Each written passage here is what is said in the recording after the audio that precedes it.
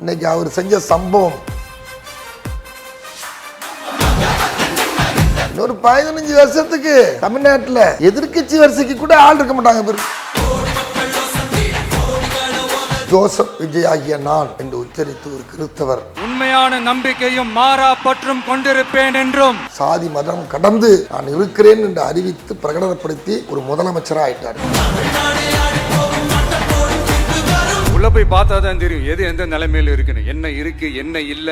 So அதையெல்லாம் பார்த்துட்டு உங்களுக்கு ஒரு வெள்ளை அறிக்கையா அதை வெளியிடணும்னு நான் நினைக்கிறேன். இன்னொரு வார்த்தையை சொல்லிட்டாரு, அதுக்காக நான் கொடுத்த வாக்குறுதியிலேருந்து ஏதோ மாறுபட்டு பேச நினைக்காங்கன்னு. பிரீத்திங் டைம் உங்க மேல குற்றச்சாட்டு வைத்து மடைமாற்றி ஒரு செயலை செய்தார், அது பழி வாங்குறது. ஏன் பயப்படுற? வெள்ளை அறிக்கை வந்தோடனே ஏன் மௌனம் உள்ள பயப்படுறீங்க? அதுல இந்தி தெரிஞ்ச பொண்ணு வேட்பாளராக எம்எல்ஏவா இருக்கு. கேள்வி கேட்கறேன், போது சொல்லுது.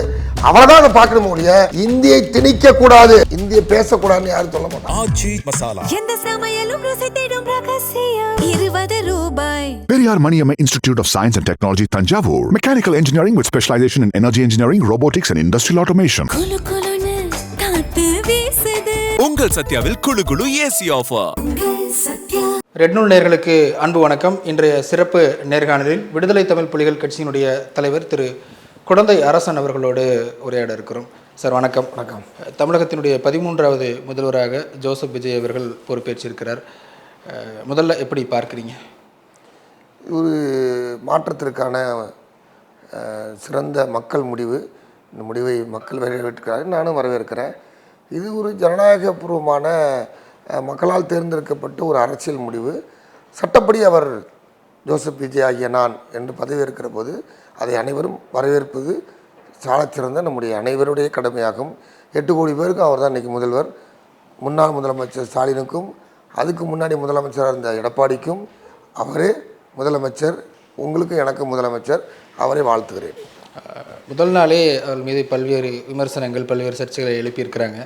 அதிரடியாக 3 திட்டங்கள் கையெழுத்து போட்டிருக்காரு. திட்டங்கள் பற்றி நம்ம பேசுகிறதுக்கு முன்னாடி தமிழுக்கு 3வது இடம், கடைசி இடம், திரிஷாவுக்கு முதல் இடம் அப்படிங்கிற ஒரு விமர்சனத்தை திமுக மற்ற கட்சிகள் எல்லாருமே இணையதளங்களில் எழுதுகிறாங்க. அது ஒரு மரபு மீறி இருக்கிறாங்க. தமிழ் தாய் வாழ்த்து தான் பொதுவாக முதல்ல பாடுவாங்க. ஆனால் இங்கே வந்தே மாதரம், ஜனகணமன, தேசிய கீதத்துக்கு பிறகு கடைசியாக தமிழ் தாய் வாழ்த்து பாடியிருக்கிறாங்க. இதுவே ஒரு மரபு கிடையாது அப்படின்னு பேசுகிறாங்க. திரிஷான்னா நம்பர் 3 ஒன்றை விட 3 பெருசானதுனால நீங்கள் சொல்கிற மாதிரி இவங்கெல்லாம் எழுதுகிறாங்க. அது அவங்களுடைய மனக்குறை, மனத்தாங்கல், அது இருக்கட்டும். அவருங்களுக்கு ரொம்ப நீண்ட கால நண்பியாக இருக்கிறாங்க. தனிப்பட்ட முறையில் என்ன செய்தின்றது அவங்க 2 பேரும் சொல்லாமல் ஒரு முடிவை மற்றவங்க எடுக்கிறது அது ஒரு பெண்ணை அவமதிப்பாக பேசுகிறதுக்கு நமக்கு எந்த உரிமையும் கிடையாது. தார்மீக அப்படி ஒரு செய்தியை நீங்கள் சொல்கிறதா இருந்தால் அந்த செய்தியை முகநூலில் எழுதினவங்க வெளிப்படுத்தணும். இவரும் நான் இவரை தான் காதலிக்கிறேன், மனைவி விட்டுட்டு இருக்கிறேன், சேர்ந்து வளர்ப்புறோம் அப்படின்னு எந்த விதையும் சொல்லவே இல்லை. அவங்களும் இது இன்னும் எதுவும் சொல்கிற ஸ்டேட்மெண்ட் எதுவும் இல்லாதப்ப அப்படி சொல்கிறது நான் ஒரு பக்குவமற்றதாகவும் அது தரமான செய்தியாகவும் நல்லா பார்க்க முடியாது. அது ஒரு பக்கம். ஸோ நண்பராக ஒரு திரைத்துறையில் நெருக்கமாக அதிகமாக தொடர்ந்து அவங்க இருக்கிறதுனால ஒரு நிகழ்ச்சிக்கு அவங்க அழைக்கிறது அவருடைய தனிப்பட்ட முறையில் அழைச்சிருக்காரு. அழைச்சது கூடாதுன்னு அவங்க அப்பா அம்மாவோ அழைச்சது கூடாதுன்னு அவங்க வீட்டில் வேறு யாரோ சொன்னால் அது பரிசீலிக்க வேண்டிய ஒரு செய்தியாக நம்ம எடுத்துக்கலாம். மொழியா முகநூலில் பார்க்குறவங்களாம் கண்டபடிக்கு எழுதுறது தமிழ் தாய் வாழ்த்து தான் முதல்ல பாடுவாங்க. இந்த பதிலை சொல்லிட்டாங்க. அவங்களுக்கு தமிழ் தாய்க்கு முன்னுரிமை, திரிஷாக்கு முன்னுரிமை பண்ணுறதுனால அந்த முன்னுரிமை திரிஷாக்கு முன்னுரிமை என்ற விஷயத்துக்கு நான் சொல்லிட்டேன். இது முடிஞ்சு. இப்போ தமிழ் தாய்க்கு முன்னுரிமை இல்லை அப்படின்றது வேணால் தமிழ் தாய்க்கு முன்னுரிமைன்னா உண்மையிலேயே எடுத்துக்கலாம். முன்னுரிமை பதவியேற்கிறதுக்கு முன்னதாக தமிழ்தாய் வாழ்த்தோடு பதவியேற்கிறது தான் சிறந்தது. நீங்கள் இப்படி பாருங்கள், வந்தே மாதரத்தை கடைசியாக வச்சுட்டு பதவியேற்கக்கூடாது. நீங்கள் உச்சரிக்கிறப்ப, கடவுளை உச்சரிக்கிறப்ப எப்படி உச்சரிப்பீங்க? இப்போ இயேசு, பிதாசுதன், பரிசுத்தாவி அப்படின்னு சொல்லுறது. பரிசுத்தாவி தான் கடைசியாக மீட்பர். அது மாதிரி தான் கடவுளை வணங்குறப்ப முருகன், சிவன், முருகன் இப்படி தான் எல்லாத்துலேயும் பார்த்தா சிஸ்டம் அப்படி தான் இருக்கும். எது நெருக்கமாக உள்ளவருமா டச் அதுதான் ஆகும். எனக்கு நான் அப்படி தான் பார்க்குறேன். ஒன்று இவர் எல்லா விஷயத்துலையும் ஒரு மரபை மீறுறாரு அப்படிங்கிறதான் விமர்சனமாக வைக்கிறாங்க. கோட் சூட் போட்டு வந்திருக்கிறாரு. பேசும்பொழுது ஏதோ கட்சி கூட்டங்களில் பேசுவது போலவும், சினிமா ஆடியோ லான்ச்சில் பேசுகிறது மாதிரியும் அவர் பேசுகிறாரு. இப்படிதான் மென்மையாக தன்மையாக தான் எல்லாரும் பேசுவாங்க. அதான் அதெல்லாம் பயந்து பேசுகிறதுங்க. யாருக்கும் கட்டுக்கடங்காமல் பயப்படாமல் நான் உண்மையாக செய்ய வந்திருக்கேன், நேர்மையாக மக்களுக்கு சேவையாற்றுவதுக்கு நான் ஏன் பயப்படணும் அப்படின்ற எண்ணம் வரப்போ அது தானாக இருக்கும். ஒன்று இப்படி தான் நடந்துக்கணும்னு ஏதாவது இருக்கா? இல்லை வெள்ளைக்காரன் உருவாக்கி வச்ச ஆண்டாண்ட நியம சிஸ்டம் அதெல்லாம் அது அப்படியே தொடர்ந்து பிரிட்டிஷ் ஏகாதிபத்திய வெள்ளை அரசாங்கம் உருவாக்கி வச்ச சிஸ்டம் அது. அந்த சிஸ்டத்துக்குள்ளே இருந்து தான் விடுதலை பெற்று வரீங்க. இன்னைய வரைக்கும் கோர்ட்டில் கருப்பு கவுன் போட்டுட்டீங்க. அது நியாய சாத்தியமா? இன்னை வரைக்கும் போட்டு வச்சுருக்கீங்களா? இது அவன் ஊரில் வந்து பனியாக இருக்கிறதுனால கோட்டை போட்டு உட்காந்தானா, இங்கேயும் கோட்டு போட்டு இல்லை வெயில் காலத்தில் வேர்க்கு தாங்க முடியல, ஏசி உள்ள கோட்டு இருந்தால் பரவாயில்ல, ஏசி இல்லாத கோட்டில் என்ன பண்ணுவீங்க? சரி, இன்றைக்கி பிணையில் கொடுக்கறதுக்கு பதிலாக அதை எடுத்துகிட்டு வா இதை எடுத்துகிட்டு வா அப்போ ஓடி போடுவான்றதுக்காக கொண்டு வந்து நீ பண்ணையாரை கொண்டு வா, அவனை கொண்டு வா, இவனை கொண்டு வான்னு சொல்லி அவங்க வழியாக தான் ஜாமீன் கொடுப்பான். இப்போ தேவையில்லை, ஆதார் கார்டு இருந்தால் போதும், உன் கருவிலிலேருந்து அப்டேட் உடம்புல இருக்கிற அத்தனை ஜாதகமும் கையில் வந்துருச்சு. இப்போயும் நீ வந்து 2 பேர் அழைச்சிட்டு வா, 50,000 பிணையில் பணம் கொடுத்து எடுத்துகிட்டு போ, 2 லட்சம் பிணையில் கொடு. அது கிரிமினல் அஃபென்ஸில் ஒரு ஊழல் சம்மந்தமாக ஒரு பண பரிவர்த்தனையில் ஏதாவது ஒரு சிக்கல் இருந்தால் அது சம்மந்தமாக வரப்போ தான் பிணை கட்டணும். நீங்கள் 50,000 பொறுமானம் உள்ள 5 லட்சம் பொறுமானம் உள்ள வீட்டு அடமான ரசீதை கட்டி எடுத்துருவா. இதான் எவ்வளவு ஊழலுக்கு வழிவகுக்கிறதாக? ஆதார் கார்டை கொடுத்தியா, பாஸ்போர்ட் வாங்கி வச்சுக்கிறியா, இல்லை ஆதார் கொடுக்கறது ஆட்சேபனை இல்லையா, காவல்துறையில் கையெழுத்து போடுமா? நியாயமானது. இது எதுக்காக சொல்கிறேன்னா, இப்படி தான் செய்யணும்னு என்ன வச்சிருக்கீங்கன்னு கேட்குறேன். பேண்ட் ஷர்ட்டில் வரக்கூடாதுன்னு வச்சுருக்கீங்களா? சரி, உதயநிதி ஸ்டாலின் வந்து டிஷர்ட்ல சட்டமன்றத்துக்கு வந்தாரு, அது எப்படி எடுத்துக்கல? அதையும் தான் விமர்சிச்சாங்க. அதுக்கு என்னன்னு கேட்குறேன். அது தப்பு இல்லைன்றேன். ஜட்டியோடு வந்தாரா கேட்குறேன், உள்ள ஆடையோடு வந்தாரா, வெளியில் எதுவும் ஆடை இல்லாமல் வந்தாரா? நான் ஏற்கனவே நான் பேசியிருக்கேன். காந்தி மேலாடை இல்லாமல் பிரிட்டிஷ் ஏகாதிபத்திய அரசாங்கத்தில் உலக நாடு முழுக்கும் போனார். எங்கள் கோட் சோட் இல்லாமல் உலக உலகம் ஒரு பனி பிரதேசம், அந்த இடத்தையும் கூட நான் சட்டம் இல்லாமல் தான் வருவேன். ஏன்னா பட்டியலின மக்களாக இருக்கக்கூடிய இந்தியாவில் இருக்கக்கூடிய பல மக்கள் இன்னும் உடுத்துறதுக்கு உடை இல்லை. ஆதலால் அந்த கஷ்டம் என்னைக்கு போகுதோ அப்போ தான் நான் போடுவேன். அதே மாதிரி ஆடை அணிவதற்கு சட்டத்தில் ஒரு இந்த அரசு உரிமை இருந்தாலும் இன்னும் மக்கள் ஆடை அணிய முடியாத அலங்கோலமாக ஒரு ஆதிக்கத்துக்குள்ளே கட்டுப்பட்டு கிடக்கிறாங்க. எனவே அவர்களை மீட்க வேண்டும் என்பதற்காக அவர் சொன்னார். உலகம் முழுக்கும் போகிறப்ப சட்டம் இல்லாமே போனார். ஆனால் உள்ளே போயிட்டார். விவேகானந்தர் அப்படி தான் போனார். இல்லை, இப்போ வெள்ளை அறிக்கை கொடுக்குறேன்னு சொல்கிறாரு, முதல் நாள் வந்த உடனே சொல்கிறாரு. அதுக்கான காரணம் என்னென்னா, இவங்க கஜானாவை தொடச்சி எடுத்துகிட்டு போயிட்டாங்க, கஜானாவே இல்லை, அதனால் நான் சொன்ன திட்டங்கள் எதையுமே செய்ய முடியாதுன்னு சொல்கிறதுக்கு தான் அவர் வெள்ளை அறிக்கைன்னு சொல்கிறாரு. இப்படி ஒரு விமர்சனத்தை வைக்கிறாங்க. இன்னொரு வார்த்தையும் சொல்லிட்டாரு, அதுக்காக நான் கொடுத்த வாக்குறுதியிலேருந்து ஏதோ மாறுபட்டு பேச நினைக்காங்கன்னு. Breathing time. பெரும் மடியில் பால் கறக்க முடியுமா? மடியில் பால் கறக்கணும், பால் மடியில் இருந்தால் தான் பால் கறக்க முடியும். அப்போ வெறும் மடியில் கறக்க முடியாது. அப்போ அதுக்கான சூழல், அதுக்கு வந்து ப்ரீத்திங் டைம் வேணுன்றது, அந்த பால் சுரக்கிறதுக்கு டைம் வேணுன்றதுக்காக அதை குறிப்பிட்டு சொன்னார். அதனால் நான் உங்களுக்கு நிறைய செய்யணும்னு நினச்சி வச்சுருக்கேன். இப்போ எது எங்கே இருக்குது, அது தலைகளாக இருக்கா அல்லது இல்லவே இல்லையா, அது எவ்வளவு இருக்குது, அதை பற்றி எனக்கு ஒன்றும் புரியாமல் இருக்குது. அதனால் நான் உங்களுக்கு கொடுத்த வாக்குறுதியை மிக விரைவாக நிறைவேற்றுவேன். இந்த சிக்கல்கள் குறித்து என்கிட்ட என்ன இருக்குது, அரசுக்கிட்ட என்ன இருக்குது, கஜானா என்ன இருக்குது, என் மடியில் என்ன இருக்குது, நான் என்ன உங்களால் செய்ய முடியுதை வச்சுன்னு முதல்ல எவ்வளோ நாளுக்குள்ளே என்னென்ன செய்ய முடியும் அப்படின்றத ஒரு திட்டமாக உங்களுக்கு சொல்லுவதற்கான ஒரு வாய்ப்பு அதிலேருந்து தான் வர முடியும். பழிவாங்கிறதுக்கு அப்படின்னா ஊழல் செஞ்சால் வழக்கு தான் போடுவாங்க. பழிவாங்கிறது வந்து பொய் வழக்கு போட்டால் தான் பழிவாங்கிறது. பழிவாங்கிறதுனா பொய் வழக்கு போட்டால் தான். ஆனால் கொடநாடு கொலை வழக்கில் எடப்பாடியை கைது செய்யாமல் ஸ்டாலின் எதிர்த்தடிச்சார்ற, இது வந்து துரோகம். கொலை வழக்குக்கு என்ன எடப்பாடி சம்பந்தமாக கூட்டு விசாரித்திருந்தா அந்த விசாரணை தான் நியாயமானது. அது உடனே பழி வாங்கிறது அர்த்தம் கிடையாது. ஏற்கனவே உங்கள் மேலே குற்றச்சாட்டு இருக்குது. அந்த குற்றச்சாட்டு குறித்து முதல் தகவல் அறிக்கை பதிவு செய்யப்படுகிறது, விசாரிக்கப்படுகிறது, அதன் பிறகு நடவடிக்கை எடுக்கப்படுது. அந்த குற்றச்சாட்டு இல்லையா, விடுதலை, நீங்கள் போயிட்டு வாங்க அப்படின்னு நியாயம் இருக்குது. அப்போ பழி வாங்கிறது அப்படின்ற ஒரு ஒன்றை வந்து நம்ம எப்படி பார்க்கணும்னா, பொய் வழக்கா திட்டமிட்டு உங்கள் மேலே குற்றச்சாட்டு வைத்து மடைமாற்றி ஒரு செயலை செய்தார், அது பழி வாங்கிறது. ஏன் பயப்படுற? ஏன் பயப்படுறீங்க? எதுங்க பயப்படுறீங்க? வெள்ளை அறிக்கை வந்தோடனே ஏன் மௌனில் பயப்படுறீங்க?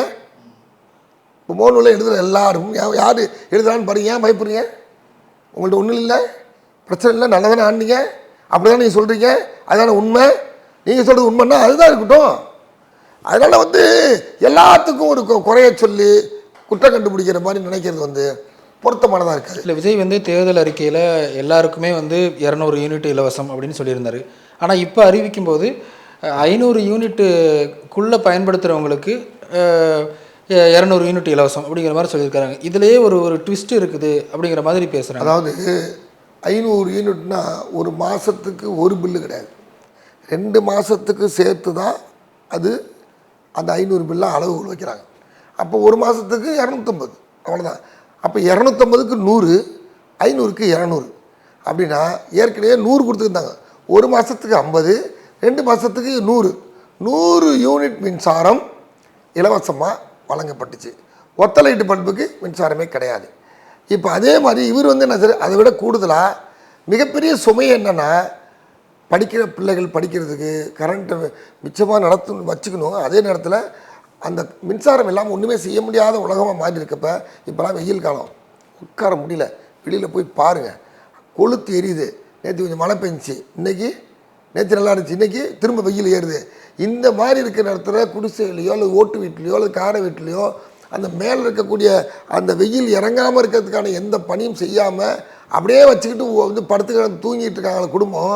அவங்க வீட்டில் ஒரு காத்தாடி வைக்கணும், ஒரு ஏசி போடணும், அதை வந்து ஒரு ஒரு ஒரு ஒரு ஒரு ஒரு மின்சார காத்தால இந்த ஏர் கூலர் வைக்கணும், கரண்ட் ஆகும் தான். அப்போ இதெல்லாம் பயன்படுத்துகிறப்ப கட்ட முடியாமல் தவிக்கிறாங்க. அப்போ 100ன்றது 200 யூனிட்டாக கொடுக்கறது சரி, அதை வரவேற்கிறோம். ஆனால் 2 மாதத்துக்கு மட்டும்தான் சொல்கிறது அவர் சொல்ல.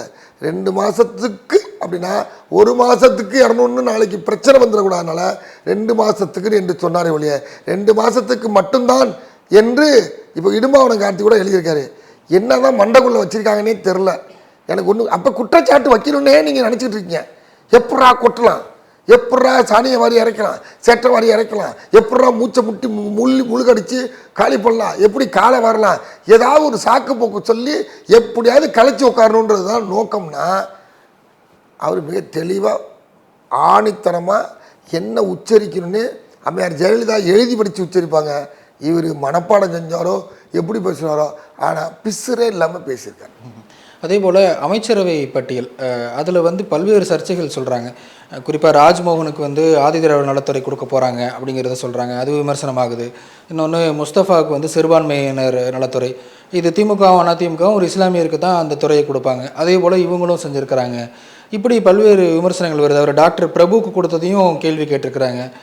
கீர்த்தனா அவர்கள் வந்து பல்வேறு இடங்களில் பேட்டிகளில் ஹிந்திலேயே பேசி ஹிந்திலேயே பதிலளிக்கக்கூடிய சூழலெல்லாம் பார்த்துருக்குறோம். இவர்களெல்லாம் அமைச்சர்களாக இடம்பெற போகிறாங்களா? குறிப்பாக வெங்கட்ராமன் கல்வித்துறை காவித்துறை ஆக போகுதா? இப்படி பல்வேறு விமர்சனங்களை திமுகவினர் எழுதி வர்றாங்க. பட்டியலில் முதல்ல இருந்த முஸ்தபா இப்போ பதவி ஏற்கலை. அவர் இஸ்லாமியர் ஒருத்தர் இருந்துச்சு, இப்போ ஏற்கலை. ஏன்னா அவங்க ஏற்கனவே எழுதி கொடுத்துருப்பாங்க, எத்தனை பேர் 9 பேர் ஆக போகிறோன்னு எழுதி கொடுத்துருப்பாங்க. இப்போ பெண் ஒருத்தர் இல்லைன்றதுனால அவங்களுக்கு பெண் ஒருத்தர் யாரோ ஆக்கணும், அந்த கேள்வி வந்துடும். இவ்வளோ தூரம் பேசுகிறீங்க, பெண்களுக்கு உரிமை பேசுகிறீங்க, ஒரு பெண்ணை ஒருத்தர் அமைச்சராகிறப்ப அதை வந்து இந்த பட்டியலில் சேர்க்க தெரியலையான்னு கேள்வி வந்துடுன்றதுக்காக மாற்றிருப்பாங்கன்னு நான் நினைக்கிறேன். ஒன்று முஸ்தபா, அதனால் யாரை பண்ணலாம்னா அதில் இருக்கிற எல்லாமே கேடர்ஸ். அப்போ முஸ்தபாவை தான் அடுத்த கட்டமாக எடுத்துக்கக்கூடிய ஆள், அதனால் முஸ்தபாவை வெளியில் இருக்கட்டும் அப்படின்னு நினச்சி பண்ணியிருப்பாங்க. ஒன்று. ரெண்டாவது, ராஜ்மோகன் குறித்து அவர் வந்து அமைச்சராக வந்து ஆதிதிராவிட நலத்துறையை தான் கொடுக்குறீங்களே அப்படின்னா, அவங்க கீர்த்தனா வரும்போது அவங்க ஹிந்திலேயே பேசுகிறாங்க எல்லா இடங்கள்லையும் அப்படிங்கிறது. நான் கீர்த்தனா பொறுத்த வரைக்கும் என்ன சொல்ல வரேன்னா, ஹிந்தி சேனலில் பேட்டி எடுக்கிறப்ப ஹிந்தியில் தான் பேச முடியும். தமிழில் பேசினா நல்லா இருக்குமா? ஹிந்தி தெரியலன்னா போகல சார், எனக்கு ஹிந்தி தெரியாது, நான் தமிழில் பேட்டி கொடுத்துட்றேன், நீங்கள் டிரான்ஸ்லேட் பண்ணி போட்டுங்க, மொழியாக்கம் பண்ணி போட்டுங்க அப்படின்னு சொல்லலாம். ஹிந்தி எனக்கு தெரியுது, தெலுங்கு எனக்கு தெரியுது, கன்னடம் எனக்கு தெரியுது, எனக்கு எந்த மொழி தெரியுதோ அந்த மொழியில் தெரிஞ்சவங்க வந்து என்கிட்ட செய்தி கேட்குறாங்க. அந்த செய்தியாளருக்கு தேடிக்கிட்டே இருக்கிறாரு, யாரையாவது பிடிச்சி ஒருத்தர் ஹிந்தியில் பேட்டி எடுக்கணும். அதில் ஹிந்தி தெரிஞ்ச பொண்ணு வேட்பாளராக எம்எல்ஏவாக இருக்குது, கேள்வி கேட்குறாங்க, அது வேட்பாளருக்கு கேள்வி கேட்குறாங்க, பதில் சொல்லுது. அவ்வளோதான் அதை பார்க்கணும் மொழிய. ஹிந்தியில் நீ ஏன் பேசணும்? ஹிந்தியில் இந்த நாட்டில் பேசவே கூடாதுன்னா எப்படி அது அர்த்தம்? இந்தியை திணிக்கக்கூடாது, இந்தியை பேசக்கூடாதுன்னு யாரும் சொல்ல மாட்டான். இந்தியை திணிக்கக்கூடாது, எல்லா மொழியும் கற்றுக்கொள்ள வேண்டும். என் மொழி தாய்மொழி தமிழ் மொழி. இவங்க என்ன சொல்றாங்கன்னா, திமுக எம்பிக்களோ அதிமுக எம்பிக்களோ ஹிந்தி தெரிஞ்சாலும் அவங்க வந்து அங்கே அவையில் பேசும்போது ஆங்கிலத்தில் அவையில் பேசலையே, சுத்த தூய்மையான தமிழில் அந்த கீர்த்தனை வந்து அதோட இன்சியல் வந்து எஸ்ஸோ என்னமோ அது சாவோ என்னமோ பயன்படுத்தி பேசிட்டாங்க. அது மட்டும் இல்லைங்க, கடைசியாக முடிக்கிறப்ப தமிழ் வாழ்கன்னு 2 பேர் சொன்னாங்க. ஒன்று ஆதவ அர்ஜுனா, ஒன்று கீர்த்தனா. அப்புறம் இதுக்கு மேலே என்ன வேணும் உங்களுக்கு? இதுக்கு மேலே என்ன வேணுங்க? இல்லை, அவங்க என்ன விமர்சனம் வைக்கிறாங்கன்னா, ஹிந்தி தெரிஞ்சாலும் பொது இடங்களில் பேட்டி கொடுக்கும்போது ஹிந்தியில் பேச மாட்டாங்க, ஆங்கிலத்தில் சேனலில் போய் நான் தமிழில் தான் பேட்டி கொடுப்பேன்னு சொன்னா, இல்லை ஆங்கிலம் தெரிஞ்ச பிறகும் ஆங்கிலத்தில் பேசலாம். ஹிந்தி தெரிஞ்ச பிறகும் ஹிந்தி சேனலில் பேட்டி கொடுத்தா அது என்ன முறை? தெரிஞ்ச மொழியில் தெரிஞ்ச அது அங்கே போகுது.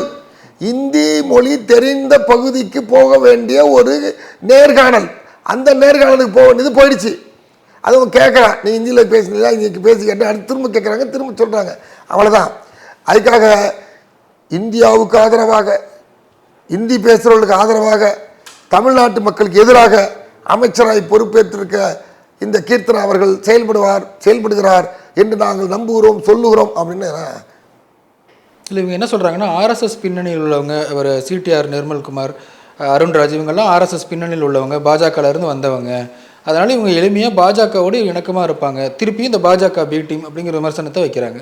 ஜோசப் விஜய் ஆகிய நான் என்று உச்சரித்து ஒரு கிறிஸ்தவர் தன்னை கிறிஸ்தவர் என்று அடையாளப்படுத்தி கொண்டு, தன் தாய் தந்தையர் கிறிஸ்தவர், நான் கிறிஸ்தவ மத தெளிவியவதான், ஆனாலும் எம்மதமும் எனக்கு சம்மதம், சாதி மதம் கடந்து நான் இருக்கிறேன் என்று அறிவித்து பிரகடனப்படுத்தி ஒரு முதலமைச்சராக ஆயிட்டார். மாண்புமிகு முதலமைச்சர் திரு விஜய் அவர்கள் ஜோசப் விஜய் ஆகிய நான் என்று பதவி பிரமாணித்தார். ஆர்எஸ்எஸ் உடைய கோட்பாடு என்ன? இஸ்லாமியர் வேட்பாளர், இஸ்லாமிய பிரதிநிதித்துவம் இருக்கக்கூடாதுன்னு இஸ்லாமிய வீடை புல்டோஸ் கலாச்சாரம் வச்சு அடிக்கிறாங்க. கிறிஸ்தவர்கள் மணிப்பூர்லேருந்து எல்லா இடத்துலையும் கிறிஸ்தவ தேவாலயங்கள் அடித்து உடைக்கப்படுது, நொறுக்கப்படுது. கிறிஸ்மஸ் கொண்டாட்டத்தின் போது உள்ளே பூந்து அடிக்கிறான். அந்த மாதிரிலாம் இருக்கிறப்ப ஒரு கிறிஸ்தவர் ஜோசப் விஜய் ஆகிய நான் என்று உச்சரித்து ஒரு கிறிஸ்தவர் முதலமைச்சராக ஆகக்கூடாது என்று ஆர்எஸ்எஸ் என்னென்னமோ பண்ணி பார்த்தாங்க, பிஜேபி என்னென்னமோ பண்ண பார்த்தாங்க. திராவிடம் சிறுபான்மை மக்களின் பாதுகாவலர்கள் நாங்கள், கிறிஸ்தவர்களின் உரிமைகளை பாதுகாக்கக்கூடியவர்கள் நாங்கள், இஸ்லாமியர்களின் உரிமையை அவர்களை பாதுகாக்கக்கூடியவர்கள் நாங்கள் என்று சொல்லுகிறவர்கள் கவுத்து விட்டுட்டு பிஜேபியோடைய திட்டத்துக்கு மாரடிக்க பார்த்தவங்க இவங்கெல்லாம் சொல்கிறதுக்கு இப்போ தகுதியே இல்லை. இவங்க பேச்செல்லாம் இன்னும் 15 வருஷம் குறைஞ்சபட்சம் எலி காது கூட கேட்காது, பாம்பு காது கூட கிடையாது. பாம்புக்கு காது இருக்கும் ஆனால் கேட்காது, பாம்பு காது கூட கேட்காது. ஸோ தமிழ்நாட்டு மக்கள் இவர்களை நிராகரித்த பிறகு சும்மா கத்திக்கிட்டு கிடந்தா ஆளாது. ஆனால் பதில் சொல்ல வேண்டிய கடமை இருக்குது. அதனால் சொல்கிறோம், ஒரு கிறிஸ்தவர் என்று சொன்னால் அரசியல் சட்டம் என்ன இருக்குது? இந்து மட்டும்தான் பதவியேற்கணும், இஸ்லாமியர் மட்டும்தான் பதவியேற்கணும், அல்லது இந்த மதத்தை சேர்ந்தவர் மட்டும்தான் பதவியேற்கணும், இந்த மதத்தை சேர்ந்தவர் தான் முதலமைச்சராக இருக்கணும், பிரதம அமைச்சராக இருக்கணும் அப்படின்னு ஏதாவது சட்டம் இருக்குதா, திட்டம் இருக்குதா? அப்படிலாம் இல்லைல்ல. மதச்சார்பற்ற ஒரு அரசியல் சட்டம் தானே வச்சுருக்கோம். அவரை மீண்டும் மீண்டும் கிறிஸ்தவர் என்று சொல்லி ஆர்எஸ்எஸ் பாஜக எப்படி மதக்கலவரத்தை தூண்டுகிறார்களோ அதை போல இங்கே ஒரு மதக்கலவரத்தை தூண்டி அதன் வழியாக ஆதாயம் அடைவதற்குத்தான் இந்த மாதிரி வேலையெல்லாம் செய்கிறாங்க. இப்போ இவங்க பதிலுக்கு என்ன சொல்கிறாங்க? அவர் பெயரளவு தான் கிறிஸ்தவர், ஒரு பிராமணரையே வந்து கல்வித்துறை அமைச்சராக கொடுத்துருக்கிறாரு, பிஎம்ஸ்ரீ திட்டம் இருக்குது, மும்மொழி கொள்கை, தேசிய கல்விக் கொள்கை, இது எல்லாத்தையுமே வந்து இவங்க என்ன செய்ய போகிறாங்க அப்படிங்கிற கேள்வியும் வைக்கிறாங்க. இல்லை, அதுதான் சொல்ல வரேன். அப்போ நிர்மல்குமாராக இருக்கட்டும், வந்து இவர் அருண்ராஜ், யார் சொன்னீங்க? அருண்ராஜ் இவங்களாம் வந்து பிஜேபியிலேருந்து வந்தாங்க அப்படின்னு சொன்னீங்களே.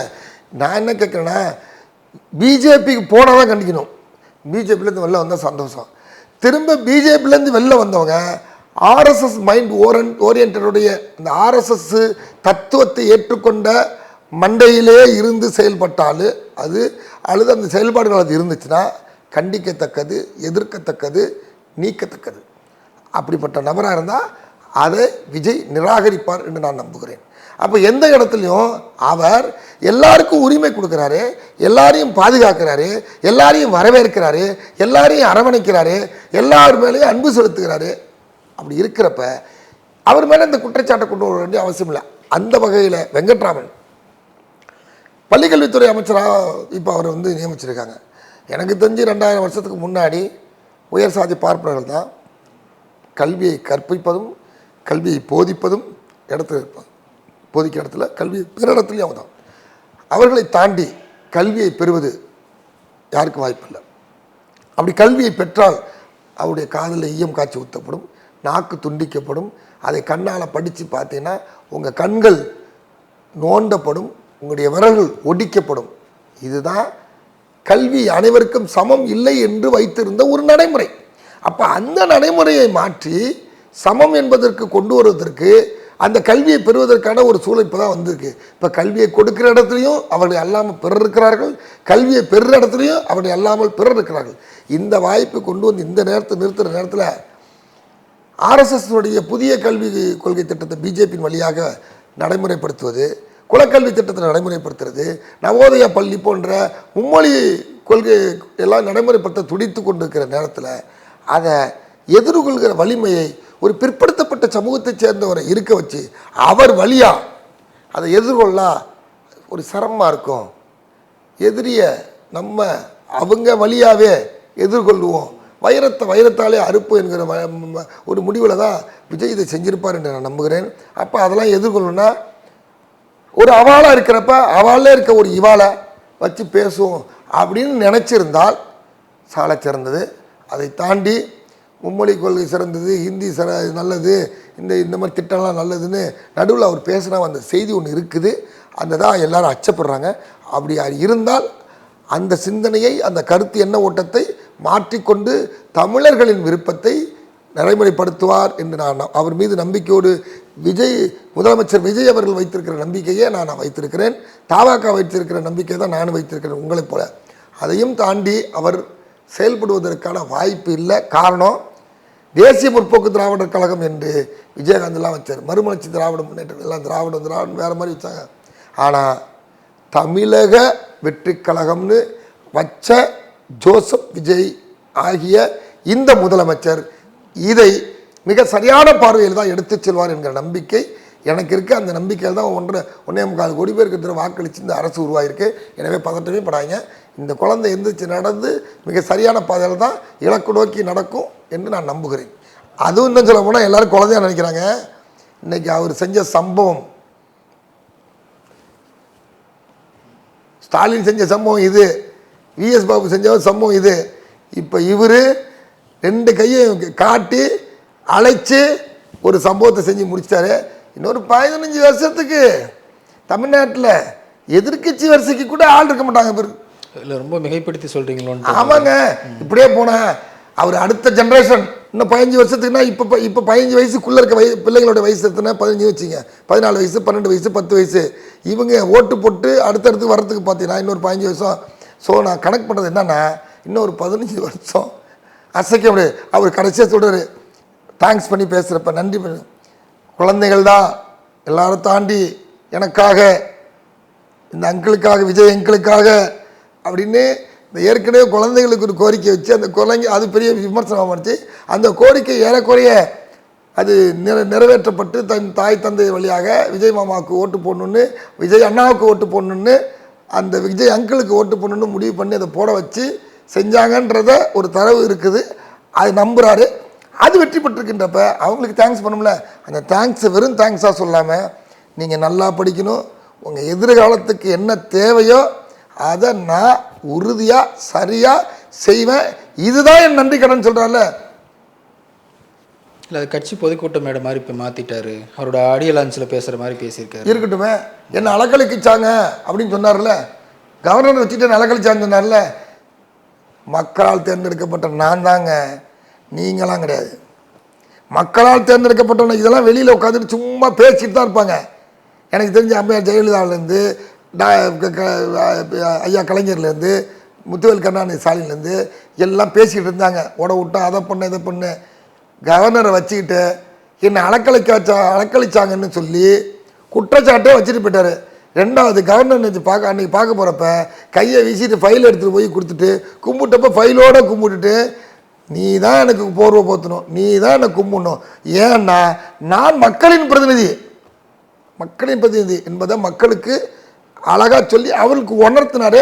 எனவே வீராவசமாக முன்னு பேசிட்டு எழுதி வச்சு படித்து தான் வரணும்னு எதையாவது இவங்கெல்லாம் கற்பனை பண்ணி வச்சுருக்காங்க. இல்லை, ஒரு ப்ராப்பராக அழைப்பு கொடுத்துருந்தா சிஎம் ஸ்டாலினோ அல்லது எடப்பாடியோ கலந்துக்கிட்டு இருப்பாங்க. அவங்களுக்கு முறையாக ஒரு அழைப்பு கொடுக்கல அப்படிங்கிற அது வந்து புதுசாக பொறுப்பேற்கிற அரசுக்கு அதிகாரிகளாக இருக்கக்கூடிய அவருடைய நடவடிக்கை வந்து சரியில்லாமல் இருந்தால் கண்டிக்கத்தக்கது. ஆனால் இந்த மாதிரி அதிகாரிகளை வச்சு ஆட்டத்தை திமுக ஆரம்பிப்பாங்கன்றது எம்ஜிஆர் காலத்துலேருந்து தெரியும். திமுக நல்ல ஆளுங்கட்சியாக இருக்கோ இல்லையோ தெரியாது, ஆனால் சிறந்த எதிர்கட்சியாக இருக்கும். எனவே அந்த வேலையை ஸ்டார்ட் பண்ணுறாங்க. அவங்களுக்கு இப்போ யாரெல்லாம் கள்ள உறவில் இருந்துக்கிட்டு இங்கே என்னென்ன வேலை செய்வாங்கன்னு இப்போ கூட தெரியும். பாஸ் கூட ஒழுங்காக போகணுன்னு பிரச்சனை இருக்குது. நேற்று முடிவு பண்ணது அதில் பல்வேறு நிர்வாக சிக்கல் இருக்கலாம். ஆனால் அந்த பாஸ் கூட சில கட்சிகளுக்கெல்லாம் போய் சேரலைன்னா அது கொண்டு போய் எத்தனை மணி கொடுப்பீங்க? குறுகிய காலம்தான். அதுக்கான சிஸ்டம் இவ்வளோ ஒரு வாரமாக இருக்குது. 5 வருஷத்துக்கு முன்னாடியே தேர்தல் இப்போ தான் வரப்போகுதுன்னு தெரிஞ்சு போச்சு. தேர்தல் நடந்து நான் 1 மாதம் பெட்டி இருந்துச்சு, இப்போ 1 வாரம் பெட்டி இருந்துச்சு, 1 மாதம் தேர்தல் திருவிழா இருந்துச்சு. அப்புறம் தேர்தல் பெட்டியை எண்ணிய 4ஆம் தேதி முடிச்சாச்சு. இவர் தான் பதவி ஏற்க போகிறாருன்னா இவரோ அல்லது ஸ்டாலினோ அல்லது எடப்பாடியோ எக்ஸ்ஆர்ஓ யாரோ பதவியேற்க போகிறாங்கன்னு முடிவெடுத்தா நீங்கள் ஏற்பாடுன்ற விஷயம் யாரோ ஒருத்தர் பதவியேற்க போகிறாங்க. அந்த ஏற்பாடுன்ற விஷயத்தில் இதெல்லாம் செஞ்சுருக்கணும். சாதாரண ஒரு பேப்பர், அச்சடிக்கப்பட்ட பேப்பர், அதை கூட சரியாக முன்னாடி அச்சடித்து வச்சு இவர் தான் பதவியேற்க போகிறாருன்னா இந்த பண்டில், இவர் தான் பதவியேற்க போகிறார் இந்த பண்டில் அப்படின்னு கொடுப்பதற்கு கூட சரியாக இல்லைன்னா அதிகாரிகளை கடந்த ஆட்சி எவ்வளவு அலட்சியமாக அதிகாரிகளை கையாண்டிருக்கிறார்கள் என்பது இதுலேருந்தே தெரியுது. இப்போ இனிமே தான் இல்லை, ராகுல் காந்தியை கலந்து கொள்ள வைக்க முடியுது அப்படிங்கிற பொழுது ஸ்டாலினையோ எடப்பாடியோ ஏன் கலந்துக்க வைக்க முடியலை? அவர் தான் கேட்கணும். ஸ்டாலினும் எடப்பாடியும் ஏன் வரலன்னு அவர்கிட்ட கேட்கணும். அழைச்சாங்கன்னா அந்த அழைச்சதை வந்து ஏன் வரலன்னு கேட்கணும். ஆனால் ஒரு விஷயத்தை மட்டும் சொல்லிட்டாரு, எனக்கு யாரோடையும் எந்த முரண்பாடும் இல்லை, இங்கே இருக்கக்கூடிய 8 கோடி மக்களும் என் மக்கள் தான் அப்படின்னு என்ன அர்த்தம்? ஸ்டாலின் அவர்களே, எடப்பாடி அவர்களே, என் அனுபவ நண்பர் உதயநிதி அவர்களே, நீனும் 8 கோடி பேரில் ஒருத்தர் தான், உங்களுக்கு முதலமைச்சர் நான் தான் அழகா சொல்லிட்டார். ஆச்சி மசாலா எந்த சமையலும் ருசி தேடும் ரகசியம் 20 ரூபாய். Periyar Maniamma Institute of Science and Technology, Tanjavur. Mechanical engineering with specialization in energy engineering, robotics and industrial automation. குளு குளுன்னு காத்து வீசுது. உங்கள் சத்யாவில் குளு குளு ஏசி ஆஃபர். உங்கள் சத்யா.